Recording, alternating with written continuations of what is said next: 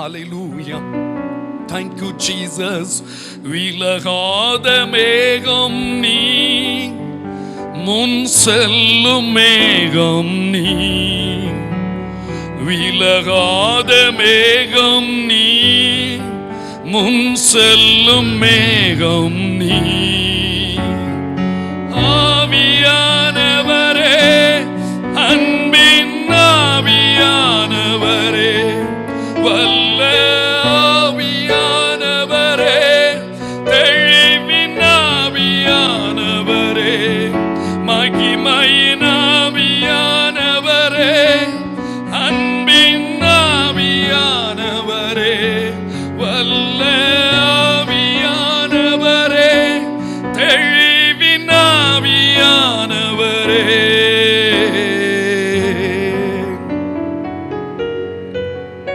ஒரு மகிமையின் மேகம் இந்த இடத்தை மூடுதே,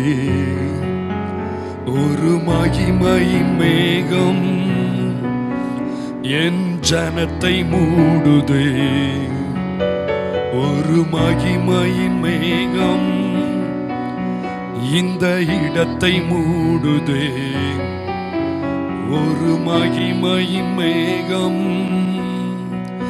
என் ஜனத்தை மூடுதே. விலகாத மேகம் நீ, முன் செல்லும் மேகம் நீ, விலகாத மேகம் நீ, முன் செல்லும் மேகம் நீ. ஆவியானவரே, அன்பின் ஆவியானவரே, வல்ல ஆவியானவரே, தெளிவின் ஆவியானவரே, மகிமையின் ஆவியானவரே, அன்பின் ஆவியானவரே, வல்ல ஆவியானவரே, தெளிவின் ஆவியானவரே. நீ பேசும் ஆண்டவரே, அடிமை மறைத்துக் கொள்ளும். இயேசுவின் நாமத்தில் ஜெபிக்கிறோம் பிதாவே, ஆமென், ஆமென்.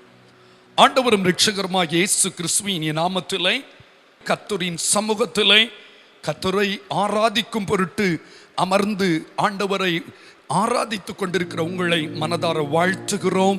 கர்த்தர் உங்களை ஆசீர்வதிப்பாராக. இந்த நாளிலும் கூட நீங்களோ திடன் கொள்ளுங்கள் என்கிற தலைப்பிலே நான் உங்களோடு கூட கர்த்தருடைய வசனத்தை பேசும்படி ஆவியானவரால் நடத்தப்படுகிறேன். உலகம் தளர்ந்து போய்விட்டது, உலகம் சோர்ந்து போய் நிற்கிறது. முயற்சிகள் வாய்க்காதபடியினாலே, பிரயாசங்கள் தோல்வியில் முடிந்தபடியினாலே, மிகப்பெரிய நாடுகள் என்று எண்ணப்பட்ட நாடுகள் கூட தளர்ந்து போன நிலையில, அவர்களுடைய பிரயாசத்திலே எதிர்பார்த்த முடிவு வராதபடினாலே தளர்ந்து போன நிலையில நிற்கிறாங்க. நமக்கு கூட முதல் வாரம் பரவாயில்ல, சீக்கிரம் முடிந்துரும் நினைத்தோம். ஆனா நாட்கள் ஓட ஓட சற்று ஆத்மீகத்திலையும் தளர்ச்சி தான், சரீரத்திலும் சில சோர்வுகள் இருப்பது உண்மைதான். ஆரம்பத்தில் வேகமா ஜெபித்தோம், ஆரம்பத்தில் நல்லா துதித்தோம், பாடினோம், பைபிளை எடுத்து பல அதிகாரம் வாசித்தோம். ஆனா நாட்கள் போக போக நம்மையும் அறியாமல் சூழ்நிலைகள் இன்னும் அதிக கடினமாகிறதை கண்டதின் நிமித்தமாக எதிர்மறையான பதில்கள் உலகத்தின் ஒவ்வொரு மூலைகளில் இருந்தும் நம்முடைய காதுகளுக்கு வந்து எட்டுவதின் வாயிலாக நம்மையும் அறியாமல் ஒரு இனம் புரியாத ஒரு சோர்வு நம்மை ஆக்கிரமித்து விட்டதோ. உங்களோடு கூட கர்த்தர் இன்று பேசும்படி எழுந்தருளி இருக்கிறார். அதற்கு ஆதாரமாக 2 நாளாகமத்தின் புத்தகம் 15வது அதிகாரம் அதனுடைய 7வது வசனத்தை நாம் வாசிக்க போகிறோம். 2 நாளாகமம் 15வது அதிகாரம் அதனுடைய 7வது வசனம். நீங்களோ உங்கள் கைகளை நெகிழ விடாமல் திடன் கொள்ளுங்கள், உங்கள் கிரியைகளுக்கு பலன் உண்டு என்றான். நீங்களோ உங்கள் கைகளை நெகிழ விடாமல் திடன் கொள்ளுங்கள், உங்கள் கிரியைகளுக்கு பலன் உண்டு என்று தீர்க்கதரிசியின் மூலமாய் தேவன் தம்முடைய பிள்ளைகளை உற்சாகப்படுத்துகிற ஒரு வார்த்தையை நாம் பார்க்கிறோம். இந்த செய்தியை கேட்டுக்கொண்டிருக்கிற எனக்கு மிகவும் பிரியமானவர்களை, அரசாங்கம் பல்வேறு நல்ல நல்ல திட்டங்களை போட்டு எப்படியாயினும் இந்த சிக்கலான நிலையில் இருந்து ஜனங்கள் தப்புவிக்கப்பட வேண்டும், பாதுகாக்கப்பட வேண்டும் என்ற ஜனங்களின் நலனில் அக்கறையோடு பல காரியங்களை செய்கிறார்கள். ஆனாலும் நம்ம எல்லாருடைய எதிர்பார்ப்புக்கு மாறாக ஒவ்வொரு நாளும் இந்த வைரஸ் கிருமி பரவுகிறதின் எண்ணிக்கை அதிகப்பட்டு கொண்டே இருக்கிறது. மாலை நேரத்தில் தொலைக்காட்சி செய்திகளை பார்த்த உடனே நமக்குள்ள ஐயோ இன்னைக்கும் பிடியா என்கிற ஒரு சோர்வு. சரி, உலக அரசியல், உலகத்தின் காரியங்கள், உலக மக்களின் நிகழ்வுகள் தான் அப்படி இருக்கிறது என்றால், என்னுடைய வாழ்விலும் பல காரியங்களில் நான் சோர்ந்து போய் நிற்கிறேனே. ஏமாற்றம், நிந்தனை, அவமானம். எவ்வளவு உண்மையா இருந்தேன், எவ்வளவு ஜெபம் பண்ணேன், எவ்வளவு ஆண்டவருக்காக பரிசுத்தமா வாழ்ந்தேன், எவ்வளவு வைராக்கியமா இருந்தேன், எல்லாரையும் உதறிவிட்டு சத்தியத்துக்கு நிமிர்ந்து நின்றேனே. எனக்கு ஏன் இப்படிப்பட்ட சோர்வடைய பண்ணக்கூடிய நெகட்டிவான பதில்கள் வருகிறது? இந்த நெகட்டிவ் பதில்களினால, எதிர்மறையான பாதகமான பதில்களினால, தொடர்ச்சியான தோல்விகளினாலே, தொடர்ச்சியான இழப்புகளினாலே, தொடர்ச்சியான சில நெருக்கடிகளினாலே சோர்ந்து போயிருக்கீங்களா? ஜெப வாழ்வில் சற்று பின் தங்கி விட்டீர்களா? தேவனோடு உள்ள உறவில் சற்று பின்னால பார்த்துட்டீங்களோ? பைபிள் வாசிப்பதில், ஆராதிப்பதில், ஊழியம் செய்வதில், தேசத்துக்காய் கதறுவதில், ஆத்துமக்களுக்காய் திறப்பில் நிற்பதில் சோர்ந்து போயிருக்கீங்களோ? உங்களோடு கத்த பேசுகிறார். நீங்களோ உங்கள் கைகளை நெகிழ விடாமல் திடன் கொள்ளுங்கள் என்று கர்த்தர் சொல்லுகிறார். ஒரு 2 வசனத்தை நான் உங்களுக்கு சொல்ல விரும்புகிறேன். சங்கீதங்களின் புஸ்தகத்தை திருப்பிக் கொள்வோம். சங்கீதங்களின் புஸ்தகம் 77வது சங்கீதம் 2வது வசனத்தை பாருங்கள். இதுதான் நம்முடைய அனுபவமாக கூட இருக்கலாம். சங்கீதம் 77:2. என் ஆபத்து நாளில் ஆண்டவரை தேடினேன், இரவிலும் என் கை தளராமல் விரிக்கப்பட்டிருந்தது, என் ஆத்துமா ஆறுதல் அடையாமல் போயிற்று. இரவிலும் என் கை தளராமல் விரிக்கப்பட்டிருக்கிறது ஆண்டவரே, ஆனால் எனக்கு எதிர்பார்த்த பதில் வராதது நிமித்தமா என் ஆத்துமாவில் ஒரு பெரிய துக்கம். ஒருவேளை நீங்களும் கை விரித்து, கையை உயர்த்தி, முழங்கால நின்று கண்ணீரோடு ஜெபித்து இன்னும் பதில் வரவில்லையே என்ற ஒரு ஏமாற்றத்தோடு, துக்கத்தோடு இருக்கீங்களோ? உங்களை இன்று கர்த்தர் பலப்படுத்த விரும்புகிறார். ஏசாயா தீர்க்கதரிசன புஸ்தகம் 35வது அதிகாரம். ஏசாயா தீர்க்கதரிசன புஸ்தகம் 35வது அதிகாரம் 3வது வசனத்திலிருந்து 7வது வசனம் வரை குறித்துக் கொள்ளுங்கள். சில வார்த்தைகளை உங்களுக்கு சொல்ல விரும்புகிறேன். இந்த நாளிலே கர்த்தர் உங்களை பார்த்து சொல்லும்படி சொல்ல விரும்புகிற வார்த்தையை நான் உங்களுக்கு சொல்லிக் கொள்ள விரும்புகிறேன். தளர்ந்த கைகளை திடப்படுத்தி, தள்ளாடுகிற முழங்கால்களை பலப்படுத்துங்கள். மனம் பதறுகிறவர்களை பார்த்து நீங்கள் பயப்படாதிருங்கள், திடன் கொள்ளுங்கள். இதோ உங்கள் தேவன் நீதியை சரிக்கட்டவும், உங்கள் தேவன் பதில் அளிக்கவும் வருவார். அவர் வந்து உங்களை ரட்சிப்பார் என்று சொல்லுங்கள். ஆண்டவர் என்னை பார்த்து சொல்லுகிற ஒரு வார்த்தை என்ன தெரியுமா? மனம் பதறுகிறவர்களை பார்த்து நீங்கள் பயப்படாதிருங்கள் என்று சொல்லுகிறார். திடன் கொள்ளுங்கள் என்று கர்த்தர் சொல்லுகிறார். ஏன் திடன் கொள்ளுங்கள் என்று கர்த்தர் சொல்லுகிறாரா? இதோ உங்கள் தேவன் நீதியை சரிக்கட்டவும், உங்கள் தேவன் நீங்கள் ஜெபிக்கிற ஜெபத்துக்கு பதில் அளிக்கவும் நிச்சயம் வரப்போகிறார். அவர் வந்து உங்களை ரட்சிப்பார் என்று சொல்ல வேண்டுமாம். நம்முடைய ஆண்டவர் பொய் சொல்லுவாரா? அவர் மனம் மாறுவாரா? அவர் சொன்னதை மாற்றி பேசுவாரா? இல்லை. அவர் வெகு சீக்கிரம் நமக்கு பதில் தரப்போகிறார். சோர்வை விட்டு எழும்புங்கள். ஆண்டவர் சொல்லுகிறார், திடன் கொள்ளுங்கள் என்று சொல்லி இருக்கிறார். இந்த நாளிலும் நீங்கள் திடன் கொள்ள வேண்டிய அவசியத்தையும் அவசரத்தையும் உங்களோடு கூட பகிர்ந்து கொள்ள விரும்புகிறேன். சோர்வை விட்டு எழும்பி திடன் கொள்ளுங்கள். வேதம் சொல்லுகிறது, ஒருவரும் தொடராதிருந்தும் துன்மார்க்கன் ஓடி போகிறானாம், நீதிமான்களோ சிங்கத்தை போல தைரியமாய் இருப்பார்களாம். நீங்களும் நானும் தைரியமாய் இருப்பதற்கு சர்வ வல்லவரால் அழைக்கப்பட்டிருக்கிறோம். இந்த காலத்துல நாம் சொந்து போக கூடாது. எஸ்தரே, இக்காலத்துல நீ மௌனமாயிராதே. அங்கே ஒரு 5 பலவீனமான மனிதர்கள் சொல்லுகிறார், இப்பொழுது நாம் மௌனமாய் இருப்பது நியாயம் அல்ல. பொழுது விடியும் மட்டும் நாம் இந்த காரியத்தை நற்செய்தியை சொல்லாதிருந்தால் குற்றம் நம்மேல் சுமரும் என்று சொல்கிறார். அவங்களால சும்மா இருக்க முடியல. கர்த்தர் ஒரு பெரிய காரியத்தை செய்திருக்கிறார், செய்ய போகிறார் என்பதை விசுவாசிக்கிறவங்க திடன் கொள்ளுவார்கள். 1 கொரிந்தியரின் புத்தகம் 16வது அதிகாரம் அதனுடைய 13வது வசனத்தை பாருங்கள். விழித்திருங்கள், விசுவாசத்தின் நிலைத்திருங்கள், புருஷராயிருங்கள், திடன் கொள்ளுங்கள். அன்புக்குரியவர்களே, மனம் பதறி கொண்டிருக்கீர்களா? உங்களை பார்த்து கர்த்தர் சொல்லுகிறார், திடன் கொள்ளுங்கள். எதற்காக நாம் திடன் கொள்ள வேண்டுமா? ஒரு 5 காரியத்தை நான் உங்களுக்கு வேகமாய் சொல்லி உங்களை ஜெபத்தில் நடத்த விரும்புகிறேன். இன்று இந்த செய்தியின் மூலமாய் நீங்கள் திடன் கொண்டு ஆண்டவருடைய அசாதாரணமான ஆசீர்வாதங்களை அனுபவிக்கவும் சுதந்தரிக்கவும் போகிறீர்கள் என்பதில் சந்தேகமே இல்லை. ஏனென்றால் நம்மை உண்டாக்கின தேவன் தாம் பேசுகிறவர் மட்டுமல்ல, பேசுகிற ஒவ்வொரு வார்த்தையின் மூலமாய் நம் வாழ்க்கையில ஒரு அசாதாரணமான முடிவை நிறைவேற்றுகிற கர்த்தராய் காணப்படுகிறார். ஆகவே முடிந்து போயிற்று என்று எண்ணாதுங்க, இப்படி ஆயிற்று என்று புலம்பாதுங்க, இனி எங்க நடக்க போகுது என்று சோர்வான வார்த்தைகளை பேசாதுங்க. அவிசுவாசமான வார்த்தைகளை பேசுவதை விட்டுவிட்டு விசுவாசத்தோடு நிலைத்திருங்க. ஆண்டவர் சொல்லுகிறார், நீங்களோ உங்கள் கைகளை நெகிழ விடாமல் திடன் கொள்ளுங்கள். உங்கள் கிரியைகளுக்கு என்ன உண்டு? பலன் உண்டு. நிச்சயம் பலன் தருவாருங்க, நிச்சயம் பலன் தருவார். அதுவரை வெயிட் பண்ணித்தான் ஆகணும். நிச்சயம் முடிவுங்க வரப்போகிறது. தேசத்துல முழு உலகத்திலும் நம்முடைய ஜெபம் கேட்கப்பட்டதான வெளியரங்கமான அடையாளங்களை கர்த்தர் செய்யத்தான் போகிறார். உங்கள் வாழ்வில் நீங்க ரொம்ப நாளா கரங்களை விரித்து ஜெபித்து கொண்டிருக்கிற, முழங்காலை முடக்கி கண்ணீரோடு உபவாசத்தோடு விழித்திருந்து ஜெபித்து கொண்டிருக்கிற அந்த ஜெபத்துக்கான பதில் வரத்தான் போகிறது. இந்த நேரத்தில் சொந்து போயிருக்கீங்களாமா? பிரதர், தம்பி, தங்கச்சி, சர்ச்சுக்கு வந்தாதான் நல்ல ஆராதனை பண்ண முடியுது, இப்படி உட்கார்ந்து ஆராதிப்பது எங்களுக்கு ஒரு மாதிரி கஷ்டமா இருக்குதுன்னு சொல்றீங்களா? ஆண்டவர் அனுமதித்த பாதையில பொறுமையா போவோம்.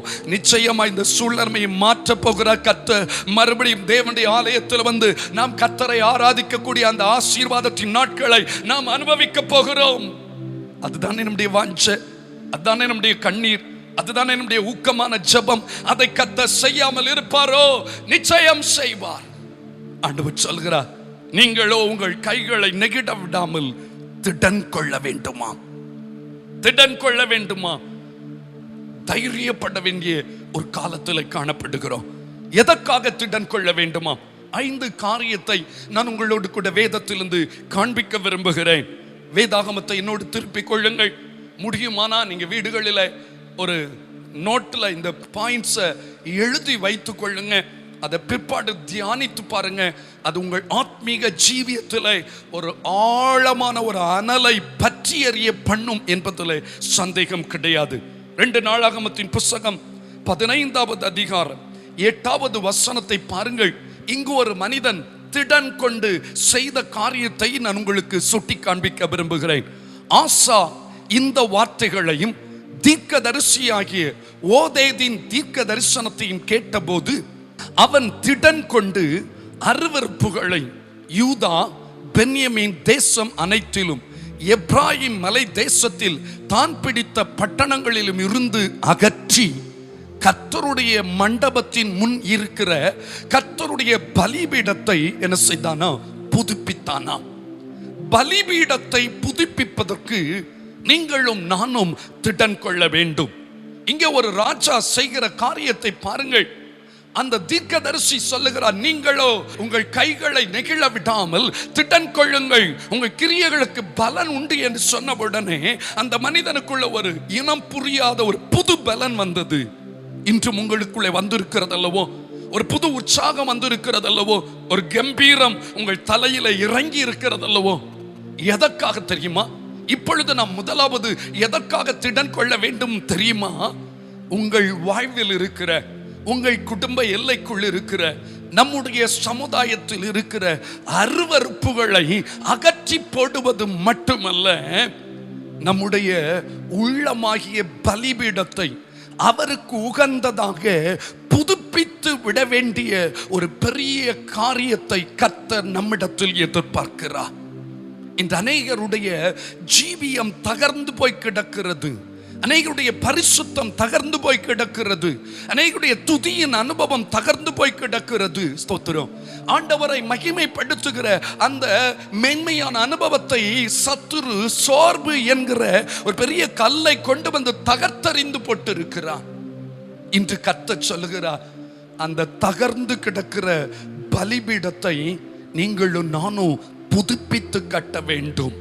அன்புக்குரியவர்களே, நம்முடைய ஜீவியத்தை அவருக்கு உகந்த ஒரு ஜீவ பலியா ஒப்பு கொடுத்தே ஆக வேண்டும். ஃபாதர் அழகா பாட்டு பாடுறார் தெரியுமா? நன்றி பலி பீடம் கட்டுவோம், நல்ல தேவன் நன்மை செய்தார். இன்று அநேகருடைய உதடுகளில் துதி வரமாட்டேங்குது. அநேகர் கர்த்தரை மகிமைப்படுத்த மனதற்றவர்களாக இருக்கிறாங்க.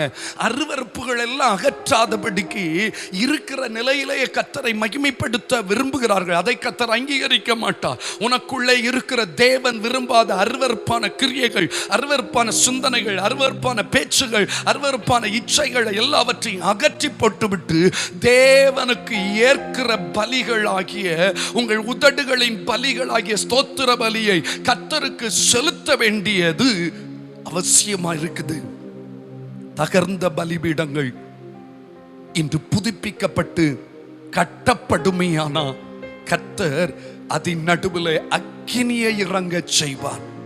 பாடலை பாடுவதற்கு முன்னால் இன்னொரு வசனத்தை சொல்ல விரும்புகிறேன். 1 ராஜாக்களின் புத்தகம் 18வது அதிகாரம் 30வது வசனம். அப்பொழுது எலியா சகல ஜனங்களை நோக்கி என் கிட்டே வாருங்கள் என்றான். சகல ஜனங்களும் அவன் கிட்டே வந்தபோது தகர்க்கப்பட்ட கர்த்தருடைய பலிபீடத்தை அவன் செப்பனிட்டு, அந்த பலிபீடத்தை அந்த மனிதன் செப்பனிட்டு அதிலே பலி செலுத்தின பொழுது வானத்திலிருந்து அக்கினி இறங்கினது.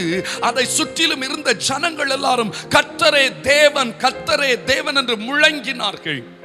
இன்று ஆண்டவருடைய பிள்ளைகளுடைய உள்ளான ஜீவியம் செப்பனிடப்பட்டு தேவன் விரும்பாத அருவருப்புகள் அகற்றப்பட்டு தேவன் விரும்புகிற பரிசுத்தமான உத்தமமான வாழ்க்கை உங்களுக்குள்ளே வருவதற்கு நீங்கள் பிரயாசப்பட்டு அழிக்க வேண்டியதை அழித்து சேர்க்க வேண்டியதை சேர்ப்பீர்களேயானால் அந்த பலிபீடத்தில் தேவ அக்கினி இறங்கும். நம்முடைய குடும்பத்தில் தேவ அக்கினி இறங்கும். நம்மை சுற்றி இருக்கிற ஜனங்கள் கர்த்தரே தேவன் என்று முழங்கு அந்த சத்தத்தை நம்முடைய காதுகள் கேட்கும்.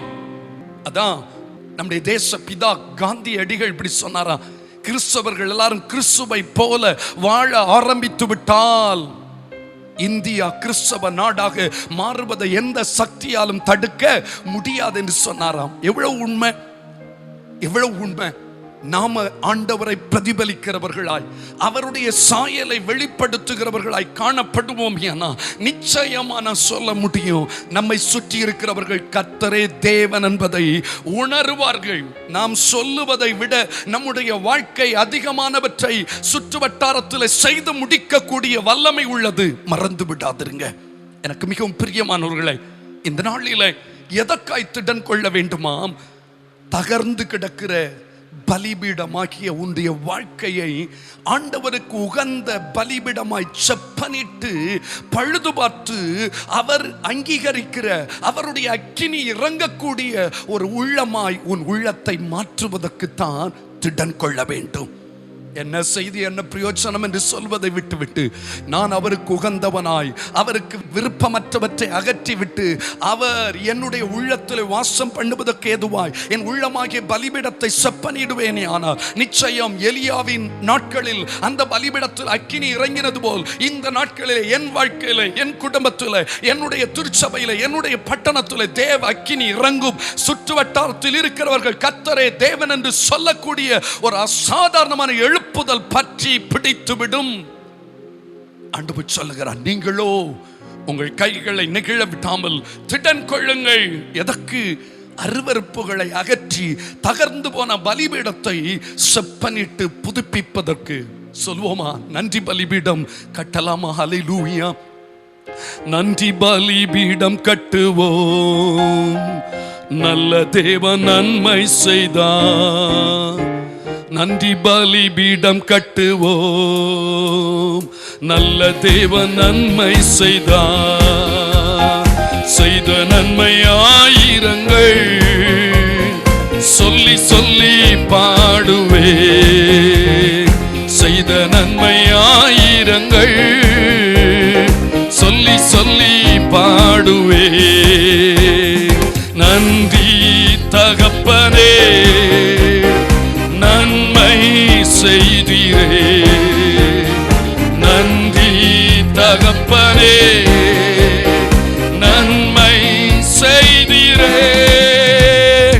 இருளின் அதிகாரம் அகற்றி விட்டீர், இயேசு அரசுக்குள் சேர்த்து விட்டீர். இருளின் அதிகாரம் அகற்றி விட்டீர், இயேசு அரசுக்குள் சேர்த்து விட்டீர். உமக்கு சொந்தமாய் வாங்கிக் கொண்டு உரிமை சொத்தாக வைத்துக் கொண்டீர். உமக்கு சொந்தமாய் வாங்கிக் கொண்டு உரிமை சொத்தாக வைத்துக் கொண்டீர். நன்றி தகப்பனே, நன்மை செய்தீரே. நன்றி தகப்பனே, நன்மை செய்தீரே. ஹல்லேலூயா. திடன் கொள்ளுங்கள். எதற்காக தெரியுமா? அருவருப்புகளை அகற்றிவிட்டு தகர்ந்து கிடக்கிற பலிபீடத்தை செப்பனிட்டு அக்கினி இறங்கத்தக்கதான ஆயத்தத்தை நீங்களும் நானும் அடைந்து விடுவோமையானால் ஒரு அசாதாரணமான எழுப்புதலை வரும் நாட்களிலே நீங்களும் குடும்பமும் நம்முடைய கண்களும் இந்த முழு உலகத்திலும் நடைபெறுவதை காணப்போகிறது. கர்த்தர் அதை செய்ய போகிறார். இரண்டாவதாக, எதற்காக ஆண்டவர் உங்களையும் என்னையும் பார்த்து திடன் கொள்ளுங்கள் என்று சொல்லுகிறார்? ஆகாய் தீர்க்க தரிசன புஸ்தகம் 2வது அதிகாரம் அதனுடைய 4 மற்றும் 5வது வசனங்களை நான் உங்களுக்கு சொல்ல விரும்புகிறேன். ஆனாலும் செருபாபேலே, நீ திடன் கொள் என்று கர்த்தர் சொல்லுகிறார். யோசதாக்கின் குமாரனாகிய யோசுவா என்னும் பிரதான ஆசாரியனே, நீ திடன் கொள். தேசத்தின் எல்லா ஜனங்களே, நீங்கள் திடன் கொள்ளுங்கள், வேலையை நடத்துங்கள் என்று கர்த்தர் சொல்லுகிறார். நான் உங்களுடனே இருக்கிறேன் என்று சேனைகளின் கர்த்தர் சொல்லுகிறார். நீங்கள் எகிப்தில் இருந்து புறப்படுகிற போது நான் உங்களோடு உடன்படிக்கை பண்ணின வார்த்தையின்படியே என் ஆவியானவரும் உங்கள் நடுவில் நிலை கொண்டிருப்பார், பயப்படாதீங்கள். அன்புக்குரிய தேவ பிள்ளைகளை, இந்த 4வது வசனத்தை பார்க்கும் பொழுது அங்கே செருபாபேலை பார்த்து ஆண்டவர் திடன் கொள், பயப்படாதே, நீ வேலையை நடத்து என்று அந்த மனிதனை தைரியப்படுத்துவதை, உற்சாகப்படுத்துவதை நாம் இங்கு பார்க்க முடிகிறது. இதை குறித்து தெளிவாய் புரிந்து கொள்ள வேண்டுமானால் சகரியா தீர்க்க தரிசன புஸ்தகம் அதனுடைய 4வது அதிகாரத்தில் 6வது வசனத்திலிருந்து நீங்கள் பார்த்தால் 10வது வசனம் வரை குறித்து கொள்ளுங்கள். 6 முதல் 10 முடிய உள்ள வசனங்களை வாசிக்கும் பொழுது இந்த செருபாபேல் கர்த்தருடைய ஆலயத்தின் வேலைகளை கட்டுவதற்கு துவங்கி உற்சாகமாய் நடப்பித்துக் கொண்டிருந்தான். ஆனால் திடீரென்று சூழ்நிலைமைகள் அவனுக்கு மிகப்பெரிய தடையை உண்டு பண்ணிவிட்டது. என்ன செய்வதென்று தெரியவில்லை. தொடங்கின வேலை தடைப்பட்டு நின்று விட்டதை நீங்கள் அங்கே பார்க்க முடியும். அப்பொழுது சோர்ந்து போய் நின்றிருப்பான் நினைக்கிறேன். ஒரு நாள் ஆனது, ஒரு மாதம் ஆனது, ஒரு ஆண்டு ஆனது, சில மாதங்கள், சில வருடங்கள் தொடர்கிறது. தடைப்பட்ட வேலையை அந்த மனிதனால் துவங்கி முடிக்க முடியவில்லை. இன்று கூட அநேகர் அப்படித்தான் துவங்கினதை முடிக்க முடியாமல் திணறிக் கொண்டிருக்கிறவர்கள் உண்டு. ஐயோ, நான் முடித்து விடலாம் என்று துவங்கினேன், இப்பொழுது இப்படிப்பட்ட இந்த லாக்டவுன் பீரியட்ல என்னால் ஒன்றும் செய்ய முடியவில்லையே, அதை குறித்த காலத்துக்குள்ளே முடிக்காவிட்டா திரும்ப ஒன்றே என்று தொடங்க வேண்டியது தானோ, இப்படி தடையாகிவிட்டதே, எனக்கு கைக்கு எட்டினது வாய்க்கு எட்டவில்லையே, என்னால் செய்து விடலாம் என்று தானே நினைத்து இறங்கினேன். கர்த்தரும் என்னோடு கூட பேசினாரே, ஏன் இப்படிப்பட்ட தடை எனக்கு வந்து நிற்கிறது என்று சொல்லி ஒருவேளை நீங்க குழம்பிக் கொண்டு நிற்கிறீர்களோ, என் ஆண்டவர் சொல்லுகிறார், உன்னை கொண்டு நான் செய்ய துவங்கினதை உன்னை கொண்டே செய்து முடிக்க போகிறேன் என்று கர்த்தர் சொல்லுகிறார். நீ தைரியமா இரு. உனக்கு இப்பொழுது தற்போது ஏற்பட்டிருக்கிற இந்த தடங்கல்கள், இந்த தடைகளை குறித்து நீ சோர்ந்து போக வேண்டிய அவசியம் இல்லை. ஹல்லேலூயா. நிச்சயமா அதிலிருந்து ஒரு மாற்றத்தை கர்த்தர் தரப்போகிறார். தொடர்ந்து வாசிக்க விரும்புகிற சகரியாவின் புத்தகம் 4வது அதிகாரம் 6வது வசனத்தில் சில வசனங்களை வாசிக்கிறேன், நீங்கள் கவனிங்கள். அப்பொழுது அவர் செருபாபேலுக்கு சொல்லப்படுகிற கர்த்தருடைய வார்த்தை என்னவென்றால், பலத்தினாலும் அல்ல, பராக்கிரமத்தினாலும் அல்ல, என்னுடைய ஆவியினாலே ஆகும் என்று சேனைகளின் கர்த்தர் சொல்லுகிறார். பெரிய பர்வதமே, நீ மாத்திரம் செருபாபேலுக்கு முன்பாக நீ சமபூமி ஆவாய். தலைக்கல்லை அவன் கொண்டு வருவான், அதற்கு கிருபை உண்டாவதாக, கிருபை உண்டாவதாக என்று ஆர்ப்பரிப்பார்கள் என்றார். பின்னும் கர்த்தருடைய வார்த்தை எனக்கு உண்டாகி, அவர் செருபாபேலின் கைகள் இந்த ஆலயத்துக்கு அஸ்திபாரம் போட்டது, அவன் கைகளே இதை முடித்து தீர்க்கும். அதனால் சேனைகளின் கர்த்தர் என்னை உங்களிடத்துக்கு அனுப்பினார் என்று அறிவாய். என்ன அழகா சொல்லப்பட்டது. செருபாபேலின் கைகள் இந்த ஆலயத்துக்கு அஸ்திபாரம் போட்டது, அவன் கைகளே இதை முடித்து தீர்க்கும். அதனால் சேனைகளின் கர்த்தர் என்னை உங்களிடத்துக்கு அனுப்பினார் என்று என்ன செய்ய போறீங்க? அறிந்து கொள்ள போறீங்க. எனக்கு அன்பான கர்த்தருடைய பிள்ளைகளே, இது 2 விதத்தில் சொல்ல விரும்புகிறேன். விசுவாசிகள் அநேக காரியங்களை துவங்கி இருப்பீர்கள் செய்வதற்கு. ஏதோ பணப்பற்றாக்குறையோ இல்லது ஏதோ அரசாங்கத்தில் ஏற்பட்ட சில தடங்கல்களோ, உங்களுடைய தொழில், உங்கள் வியாபாரம், உங்கள் வேலை, உங்கள் வீட்டு வேலை, உங்கள் கட்டட பணி, உங்களுடைய தொழில், ஏதோ ஒன்றில் ஏற்பட்ட தடை அப்படியே தடையாய் நின்று கொண்டிருக்கிறதோ, தெரியாமல் செய்து விட்டேனோ, ஆண்டவர் சொல்லிதானே துவங்கினேன், ஊழிய காலத்தில் ஜெபித்து தானே துவங்கினேன், ஏன் இப்படிப்பட்ட தடைகள் என்னுடைய வாழ்வில் தொடர்கிறது என்று குழம்பி நிற்கிறீங்களோ, என் ஆண்டவர் சொல்கிறார், திடன்கொள். வேலையை கண்டினியூ பண்ண போறா, உன்னை கொண்டு நான் துவங்கினதை உன்னை கொண்டு தான் நான் செய்து முடிப்பேன். அதனால் நான் கர்த்தர் என்பதை நீ அறிந்து கொள்ள போகிறாய் என்று கர்த்தர் சொல்லுகிறார். அநேக போதகர்கள், அநேக தேவ ஊழியக்காரர்கள் கூட இப்பொழுது ஏற்பட்டிருக்கிற அந்த சூழ்நிலை நிமித்தம் நொந்து போயிருக்கிறார்கள். என்னமாய் முடிய போகிறதோ, இனி ஆலயத்தில் ஆராதனை நடத்த முடியுமோ, ஆலய வேலை வேற தடைபட்டு நிற்கிறதே, ஊழியத்தின் காரியங்கள் தடைபட்டு நிற்கிறதே, ஆண்டவர் என்ன நிலைமையில என்ன நோக்கத்தோடு வைத்திருக்கிறார் என்று குழப்பத்தின் நடுவில் சோர்வோடு இருக்கீங்களோ, கர்த்தர் உங்களை பார்த்து சொல்லுகிறார், அந்த இடத்துல தரிசனம் தந்து அந்த இடத்துல ஊழியத்தை துவங்க வைத்த கர்த்தர் அதே இடத்துல உங்களை கொண்டு செய்ய நினைத்திருக்கிற காரியத்தை உங்கள் மூலமாய் செய்து முடிப்பார். உங்கள் கைகளை அதை செய்து முடிக்கும். என்றால் தடை போல சத்துரு வாசல்களை அடைத்தாலும் தடைகளை தகர்க்கிற தேவன் நமக்கு முன்பதாய் செல்லுகிறார் என்று வேதம் சொல்லுகிறது அல்லவோ. தடைகளை நீக்கி போடுகிறவர், என் முன்னணியத்தில் கடந்து செல்லுகிறவர் என்பதை மறந்து விடாதீங்க.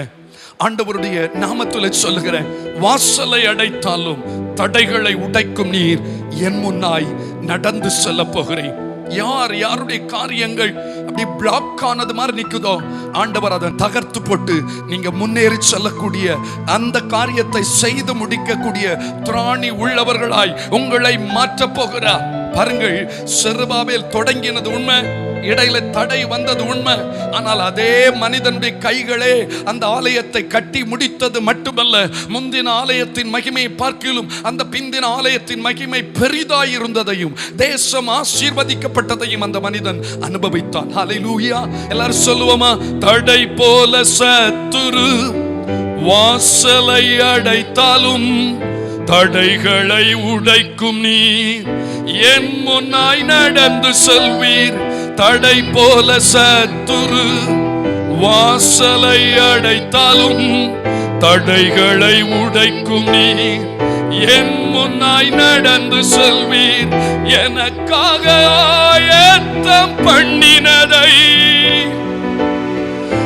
என் கண்ணால் காண செய்வீர். எனக்காக ஆயத்தம் பண்ணினதை என் கண்ணால் காண செய்வீர். நீ செய்ய நினைத்தது தடைபடாது, எனக்காக யாவையும் செய்யும் தேவனே. நீ செய்ய நினைத்தது தடைபடாது, எனக்காக யாவையும் செய்யும் தேவனே, உம் வேளைக்காக காத்திருக்க பொறுமையை எனக்கு தந்தருளும்.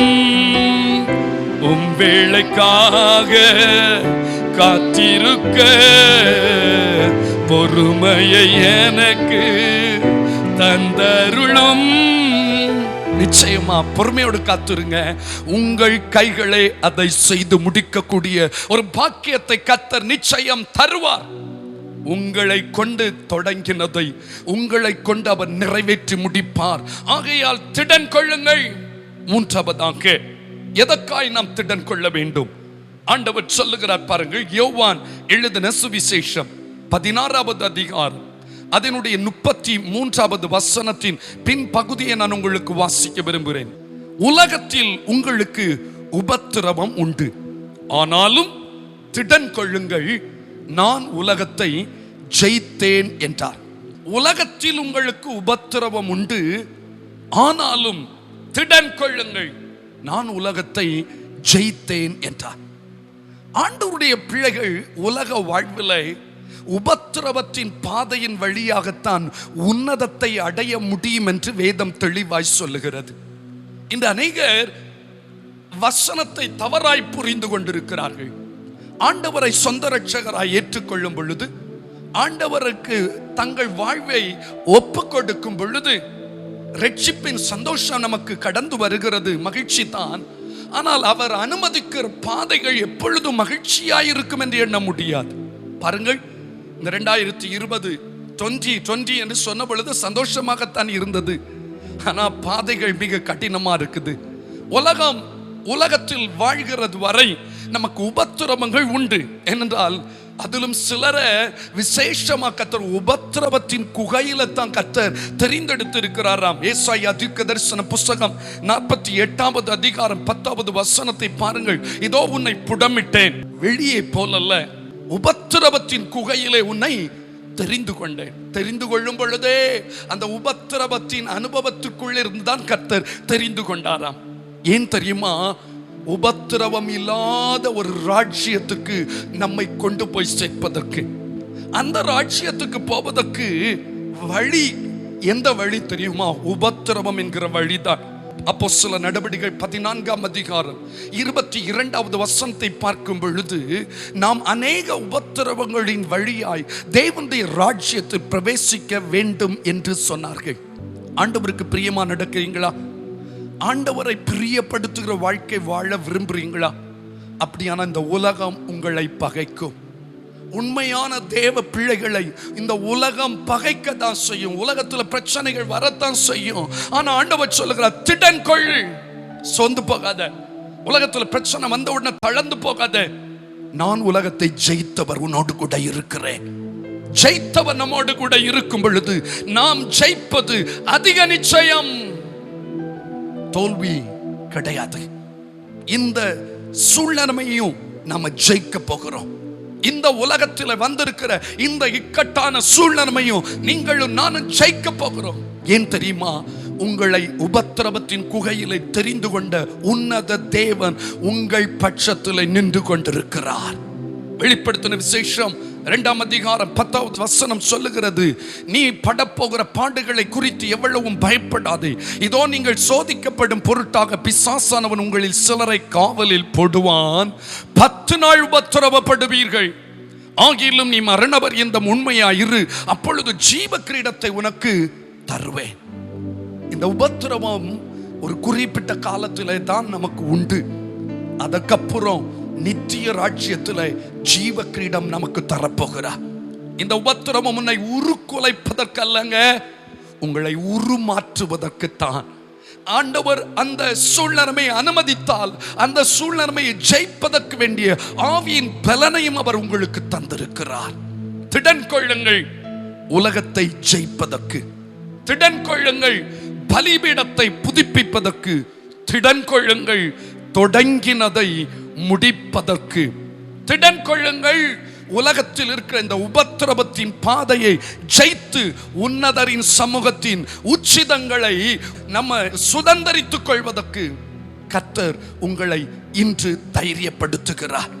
நான்காவதாக, எதற்காய் ஆண்டவர் நம்மை பார்த்து திடன் கொள்ளுங்கள் என்று வாக்கு பண்ணுகிறார், அதை குறித்து நான் உங்களுக்கு சொல்ல விரும்புகிறேன். அன்புக்குரிய தேவ பிள்ளைகளே, அதற்கு ஆதாரமாக 2 நாளாகமத்தின் புஸ்தகம் 32வது அதிகாரத்தை திருப்பிக் கொள்ளுங்கள். 2 நாளாகமத்தின் புஸ்தகம் அதனுடைய 32வது அதிகாரம் 7-8 வசனங்களை நான் உங்களுக்காய் வாசிக்கிறேன். 2 நாளாகமம் 32ஆம் அதிகாரம் அதனுடைய 7-8 வசனங்கள்.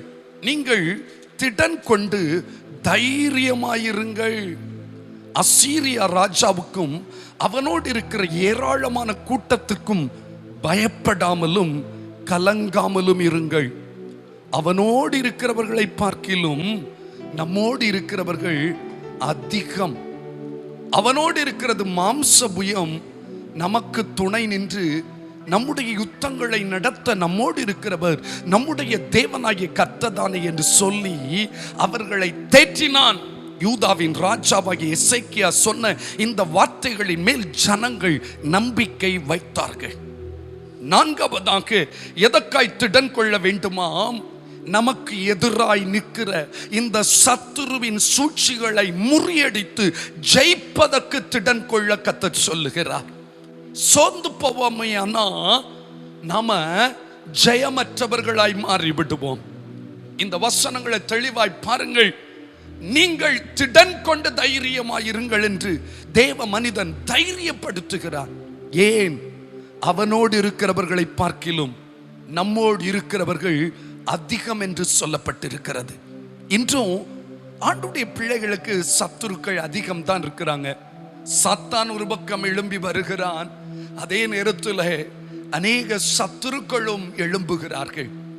அன்புக்குரியவர்களே, நம்ம தேடி போகாமலேயே விரோதிகளும் சத்துருக்களும் தேடி வந்து நம்மை வேதனைப்படுத்த, நம்மை காயப்படுத்த, நம்மை கீழ்ப்படுத்திவிட அவர்கள் பிரயாசப்படுகிறார்கள். ஏனென்றால் ஆண்டுடைய பிள்ளைங்க ஒன்றும் இல்லாவிட்டாலும் மகிழ்ச்சியோடு இருக்கிறாங்க பாருங்க. ஆகையால் எரிச்சல் அடைகிறார்கள், பொறாமை கொள்ளுகிறார்கள், சூழ்ச்சி பண்ணுகிறார்கள், சதி மோசங்களை செய்ய அவர்கள் எத்தனம் பண்ணுகிறார்கள். ஆனால் ஆண்டவர் சொல்கிறாரு, அவனோடு இருக்கிறது மாம்ச புயம், நமக்கு துணை நின்று நம்முடைய யுத்தங்களை நடத்த நம்மோடு இருக்கிறவர் நம்முடைய தேவனாகிய கர்த்தர். உங்களோடு யார் இருக்கிறாருங்க? யுத்தம் பண்ணுகிற தேவன் நம்மோடு கூட இருக்கிறார். ஏன் இந்த சத்துரு சொன்ன வார்த்தைகளை குறித்து சோர்ந்து போய் நிற்கிறீங்க? ஏன் அவங்க செய்த காரியங்களை கேள்விப்பட்டதிலிருந்து பதட்டத்தோடு இருக்கீங்க? அவங்க அப்படி பண்ணிடுவாங்களோ, இவங்க இப்படி பண்ணிடுவாங்களோ, இவங்க வேற இப்படி சொன்னாங்களே. இயேசுவின் நாமத்தில் உங்களை தைரியப்படுத்துகிறேன், இன்று திடன் கொள்ளுங்கள். இந்த சத்துருவை நீங்கள் தான் ஜெயிக்க போகிறீங்க. ஹல்லேலூயா, ஹல்லேலூயா, ஹல்லேலூயா. இயேசுவின் நாமத்தில் சொல்லுகிறேன், சத்துருவின் தலையை நசுக்கி போட்ட சர்வ வல்லமை உள்ள தேவன் உங்களோடு கூட இருக்கிறார். பைபிள் சொல்லுது, சர்ப்பங்களையும் தேள்களையும் மிதிப்பதற்கும் சத்துருவின் சகல வல்லமைகளை மேற்கொள்வதற்கும் நான் உங்களுக்கு அதிகாரம் கொடுக்கிறேன் சொல்லி இருக்கிறார். அந்த தேவன் உங்களை அதிகாரப்படுத்துகிறாருங்க. மனிதர்கள் என்கிற நிலையில அநேக சத்துருக்களாய் எழும்பி வந்து உங்களை சங்கடப்படுத்தி கொண்டிருக்கிறார்களா? என்று தீர்க்க தரிசனம் சொல்றேன், கர்த்தர் உன்னை மேன்மையாய் வைக்க போகிறார். கர்த்தர் உன்னை மேன்மையாய் வைக்க போகிறார். சத்துருக்கள் எதிராய் எழும்பும் போது கர்த்தரே யுத்தத்தை செய்யும்படி அவர் இறங்கி வருகிறார். ஐயோ, இவங்க இப்படி செய்வேன்னு சொல்லியிருக்காங்களே, இப்படி சவால் விட்டுட்டு போயிருக்காங்களே, இப்படி சபித்து விட்டார்களே, இப்படியெல்லாம் வீராப்பா பேசி விட்டு போயிருக்கிறார்களே, இப்படியெல்லாம் வீரியமான வார்த்தைகளை உதித்து விட்டு போயிருக்கிறார்களே, உன்னை அழித்து போடுவேன் என்று சொன்னார்களே, உன் சந்ததியை கெடுத்து போடுவேன் என்று சொன்னார்களே. ஏன் ஆண்டவரே, நாங்கள் பாட்டுக்கு எங்க வேலை உண்டு, எங்கள் குடும்பம் என்று ஒதுங்கி இருந்தாலும் சுற்றிலும் இருக்கிற சத்துருக்கள் எங்களை அழிப்பதற்கும் எங்களை வேதனைப்படுத்துவதற்கும் புறப்பட்டு வந்து கொண்டிருக்கிறார்களே, அணி அணியாய் அடுக்கடுக்காய் வந்து கொண்டிருக்கிறார்களே என்று கலங்கி கொண்டிருக்கிற ஆத்துமாவே, இன்று கர்த்தர் சொல்கிறார், திடன் கொள். அவர்களோடு இருப்பவர்களை பார்க்கிலும் உன்னோடு இருக்கிறவர்கள் பெரிய தேவனுடைய பிள்ளைங்க. உன்னோடு இருக்கிற எண்ணிக்கை அதிகம் என்பதை மறந்துவிடக் கூடாது. அவர்களிடத்தில் இருப்பது மாம்சத்தின் பலம், உங்களுக்குள் இருப்பது ஆவியானுடைய பலன் என்பதை மறந்து விடாதிருங்க. அவனோடு இருக்கிறது மாம்சபுயம், நமக்கு துணை நின்று நம்முடைய யுத்தங்களை நடத்த நம்மோடு இருக்கிறவர் நம்முடைய தேவனாகிய கர்த்தர். இன்னொரு வசனத்தை பாருங்கள், 1 நாளாகமத்தின் புத்தகம் 19வது அதிகாரம் 13. தைரியமாயிரு, நாம் நம்முடைய ஜனத்துக்காகவும் நமது தேவனுடைய பட்டணங்களுக்காகவும் திடன் கொண்டிருக்க கடவோம். கர்த்தர் தமது பார்வைக்கு நலமானதை செய்வாராக என்றான். எப்படியாயினும் நம்முடைய பட்டணம் கர்த்தருக்கு சொந்தமாகணும். எப்படியாயினும் நம்முடைய ஜனம் கர்த்தருடையவர்களாய் மாறணும். நம்முடைய இரத்த சம்பந்தங்கள் எல்லாம் கர்த்தருடையவர்களாய் மாற வேண்டும் என்று பிரயாசப்படுகிறோம். ஆனால் அவர்களோ அதற்கு மாறாக எழும்பி நம்மை சோர்வடைய பண்ணவும், நம்மை அழித்து விடக்கூடிய ரகசிய சதிகளை எழுப்பிக் கொண்டிருக்கிறார்களோ. இன்று நான் தீர்க்க தரிசனமா சொல்றேன், உங்க முழங்கால் ஜெபம் வீண் போவதில்லை. உங்க இரத்த சம்பந்தங்களுக்காக ஜெபிக்கிறீர்கள் தானே, உங்க பட்டணம் ரட்சிக்கப்பட வேண்டும் என்று கதறுகிறீர்கள் தானே, இந்த பட்டணத்தை ஆளுகை செய்கிற சத்துருவின் வல்லடிகளை முறியடித்து ஜெயிப்பதற்குரிய பலத்தை கர்த்தர் உங்களுக்கு இப்பொழுது தருகிறார். திடன் கொள்ளுங்கள். ஹல்லேலூயா. எல்லாரும் சேர்ந்து ஒரு பாடலை பாடலாமா? ஸ்தோத்திரம். சத்துருக்கள் எதிராய் எழும்பும் போது எல்லாரும் சேர்ந்து சொல்வோமா? சத்துருக்கள் எதிராய் எழும்பும் போது கர்த்தரே யுத்தத்தை செய்திடுவார். சத்துருக்கள் எதிராய் எழும்பும் போது கர்த்தரே யுத்தத்தை செய்திடுவார். வெற்றி மேல் வெற்றியை உனக்கு தந்து கர்த்தர் உன்னை மேன்மையாக வைப்பார். வெற்றி மேல் வெற்றியை உனக்கு தந்து கர்த்தர் உன்னை மேன்மையாக வைப்பார். கர்த்தர் உன்னை மேன்மையாக வைப்பார். நீ கலங்காதே மனமே, கர்த்தர் உன்னை மேன்மையாக வைப்பார். நீ கலங்காதே மனமே. ஹல்லேலூயா. எதற்காக ஆண்டவர் உங்களையும் என்னையும் பார்த்து திடன் கொள்ளுங்கள் என்று சொல்லுகிறார் தெரியுமா? பலிபீடத்தை புதுப்பிக்கிறதுக்கு, அக்கினி இறங்குவதனால் அசாதாரணமான காரியங்கள் தேசத்தின் நடுவில் நிகழ்வதற்கு ஆண்டவர் உங்களை திடன் கொள்ள சொல்லுகிறார். இரண்டாவதாக, உங்களை கொண்டு தொடங்கினதை நீங்களே செய்து முடிப்பதற்குரிய அனுகூலத்தை செய்வேன், நீ திடன் கொள் என்று உங்களை திடன் கொள்ள சொல்லுகிறார். மூன்றாவது, இந்த உலகத்திலே ஆண்டுடைய பிள்ளைகளுக்கு உபத்திரவங்கள் உண்டுங்க. உங்களுக்கு மட்டும் ஏதோ ஸ்பெஷல் என்று எண்ண வேண்டாம். இந்த உலகத்தில் உள்ள ஒவ்வொரு தேவ பிள்ளைகளுக்கு உபத்திரமும் உண்டு. ஆனால் திடன் கொள்வீர்களே ஆனால், ஜெயித்த தேவன் உங்களோடு கூட இருப்பதை நீங்கள் புரிந்து கொள்வீர்களே ஆனால், நீங்களும் இந்த சூழ்நிலைகளை ஜெயிக்க முடியும். நான்காவதாக, உங்களுக்கு எதிராக எழும்பி வருகிற சத்துருவை கண்டு பயப்படாதுங்க. அவனோடு இருப்பது மாம்சத்தின் புயம், நம்மோடு இருக்கிறது சர்வ வல்லவரின் கரம். ஆகையால் நாம் தான் ஜெயிக்க போகிறோம். ஆகவே சத்துருவை ஜெயிப்பதற்காக திடன் கொள்ளுங்கள் என்று கர்த்தர் சொல்லுகிறார். கடைசியாய் யோசுவாவின் புத்தகம் 1வது அதிகாரம் 6 மற்றும் 9வது வசனத்தை நாம் கவனிக்க போகிறோம். எல்லாரும் திருப்பிக் கொள்வோமா? யோசுவாவின் புத்தகம் 1வது அதிகாரம் 6 மற்றும் 9வது வசனம். பலம் கொண்டு திடமனதாயிரு, இந்த ஜனத்தின் பிதாக்களுக்கு நான் கொடுப்பேன் என்று ஆணையிட்ட தேசத்தை நீ இவர்களுக்கு பங்கிடுவாய். 9வது வசனம். நான் உனக்கு கட்டளை இடவில்லையா? பலம் கொண்டு திடமனதாயிரு, திகையாதே, கலங்காதே, நீ போகும் இடமெல்லாம் உன் தேவனாகிய கர்த்தர் உன்னோடே இருக்கிறார் என்றார். அன்புக்குரியவர்களே, யாரை பார்த்து ஆண்டவர் பலம் கொண்டு திடமனதாயிரு என்று சொன்னார் தெரியுமா? யோசுவாவை பார்த்து. அந்த மனிதன் மோசேக்கு உதவியாளாய் இருந்து கொண்டிருந்தான். சடிதியாய் எதிர்பாராதனைத்துல மிகப்பெரிய ஒரு பொறுப்பை கர்த்தர் அவனுடைய சிரசில் வைத்து விட்டார். முழு இஸ்ரவேல் ஜனங்களையும் நடத்த வேண்டிய தலைமைத்துவத்தின் பொறுப்பு. என்ன செய்ய தெரியல. இவ்வளோ பெரிய பொறுப்பை சடுதியை மேல வைத்தா நான் என்ன செய்வேன்? புரிய மாட்டேங்குது. எப்படி? அதுவும் பங்கிட்டு கொடுக்கிற பொறுப்பு மிக கடினமானது. ஆண்டவர் சொன்னார், இல்ல நான் உன்னோடு கூட இருப்பேன், நீ போகிற இடத்தெல்லாம் வருவேன், உன்னை கொண்டு அந்த வேலையை செய்து முடிப்பேன். இவ்வளவு கடினமான காரியத்தை, இவ்வளவு சவால் நிறைந்த காரியத்தை நான் எப்படி செய்து முடிப்பேன் என்று நினைக்காத. உன் மேல நீ பிறக்கிறதுக்கு முன்னால தாயின் கற்பத்தில் உன் எலும்புகள் உருவாவதற்கு முன்பதாகவே இதை செய்து முடிப்பதற்கு இவன் தான் என்று நான் முன்குறித்து விட்டேன். ஆகையால் நீ தான் அதை செய்ய போகிறாய். அன்புக்குரியவர்களே, உலக தோற்றத்திற்கு முன்பதாக ஒரு பெரிய நோக்கத்தோடு, ஒரு பெரிய திட்டத்தோட இந்த உலகத்தில் சில காரியங்களை சாதித்து முடிப்பதற்கு தேவன் உங்களை மென்னையும் தெரிந்தெடுத்து இருக்கிறார். நீங்களும் நானும் சாதாரணமானவர்கள் அல்ல, சரிந்து விழுகிறவர்கள் அல்ல, எழுந்து நிமிர்ந்து நிற்கிறவர்களாய், சாதாரணமான காரியங்களிலே சோர்ந்து முடங்கி போகிறவர்களாய் அல்ல, சாதித்து காட்டுகிறவர்களாகத்தான் கர்த்தர் உங்களை முன்குறித்து இருக்கிறார்.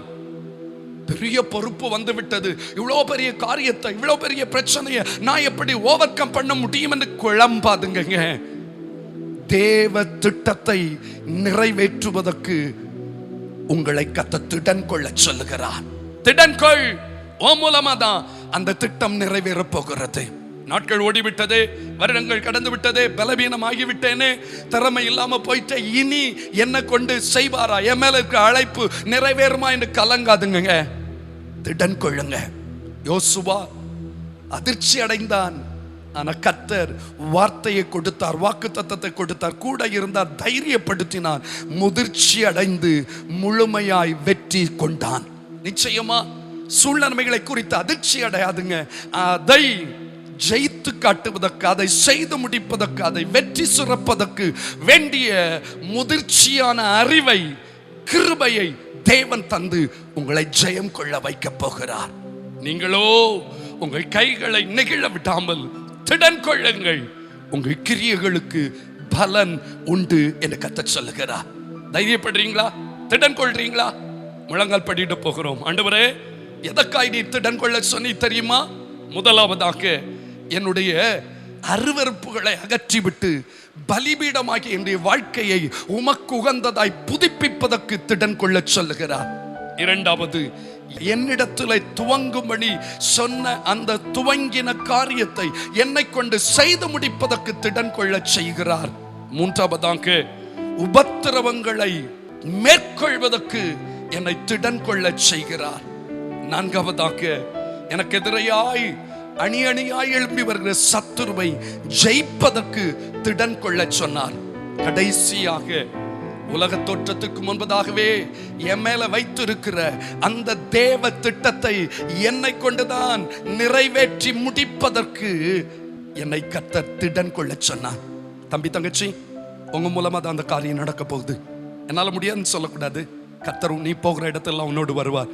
உன்னை கொண்டு அந்த காரியத்தை செய்து உன் தலையை உயர்த்தும்படி அவர் உன் பட்சத்தில் இருக்கிறார். ஜெபம் செய்வோமா? நீங்களோ உங்கள் கைகளை நெகிழ விடாமல் திடன் கொள்ளுங்கள். உங்கள் கிரியைகளுக்கு பலன் உண்டு என்று கர்த்தர் சொல்லுகிறார். முழங்கால் படியிடலாமா? ஜெபம் செய்யலாமா? Thank you Jesus. Hallelujah, hallelujah. நிச்சயமா நிச்சயமா உங்களை கொண்டு தான் அதை செய்ய போகிறார். உங்க மூலமா தான் அது நடக்க போகுது. இந்த நாளில சூழ்நிலைகள் கடினமா இருந்தாலும் கதை சொல்க, நீங்களும் உங்கள் கைகளை நெகிழ விடாமல் திடன் கொள்ளுங்கள்.